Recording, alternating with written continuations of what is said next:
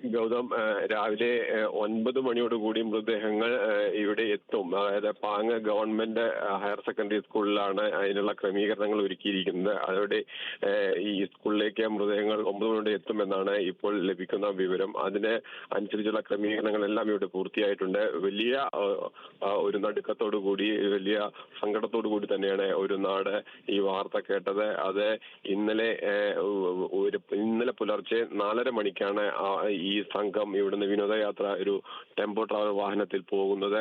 അതാണ് ഇപ്പോൾ അതിൽ 9 പേരുടെ ജീവനറ്റ ശരീരവുമായി തിരിച്ചെത്തുന്നതിനുള്ള ദുഃഖകരമായ അവസ്ഥ തന്നെയാണ് ഉള്ളത്.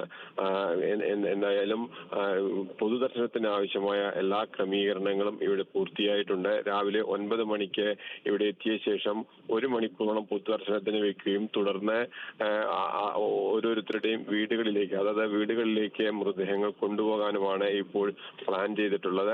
അതിനുള്ള ക്രമീകരണങ്ങളാണ് ഇപ്പോൾ ഇവിടെ പൂർത്തിയായിരിക്കുന്നത്. എന്തായാലും വൻ ജനാവലി ഈ മൃതദേഹങ്ങൾ അന്ത്യോപചാരം അർപ്പിക്കാൻ ഉണ്ടാവുമെന്നുള്ളതിന് യാതൊരു തർക്കവുമില്ല. കാരണം ഒരു നാട്ടിലെ ആകെ 5 അധ്യാപകര് ആണ് അതിനകത്ത് മരണപ്പെട്ടിരിക്കുന്നത്. അവരുടെ ശിഷ്യരുണ്ട്. ഒപ്പം തന്നെ ആ നാട് മുഴുവനുണ്ട്. ആ ഒരു വിദ്യാലയത്തിലെ അധ്യാപകർ എന്ന നിലയ്ക്ക് അവരെ ആദരിക്കുന്ന, ബഹുമാനിക്കുന്ന ഒരു നാട് മുഴുവൻ അവർക്ക് അന്ത്യാഞ്ജലി അർപ്പിക്കാൻ ഇവിടെ ഉണ്ടാവും എന്നത് യാതൊരു തർക്കവുമില്ല. അങ്ങനെ ഒരു നാട് ആകെ വലിയ ദുഃഖത്തിൽ നിൽക്കുന്ന ഒരു സാഹചര്യത്തിൽ ഈ മൃതദേഹങ്ങളെല്ലാം ഒരുമിച്ച് ഇവിടെ പൊതുദർശനത്തിന് വെക്കുന്നതിനുള്ള ക്രമീകരണങ്ങളാണ് ഇപ്പോൾ നടക്കുന്നത്.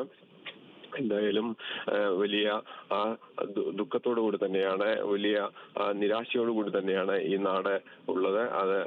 അതിനുള്ള ഈ അന്ത്യാഞ്ജലി അർപ്പിക്കുന്നതിന്, അന്ത്യോപചാരം അർപ്പിക്കുന്നതിനുള്ള എല്ലാ സജ്ജീകരണങ്ങളും ഇവിടെ പൂർത്തിയായി കഴിഞ്ഞിട്ടുണ്ട്.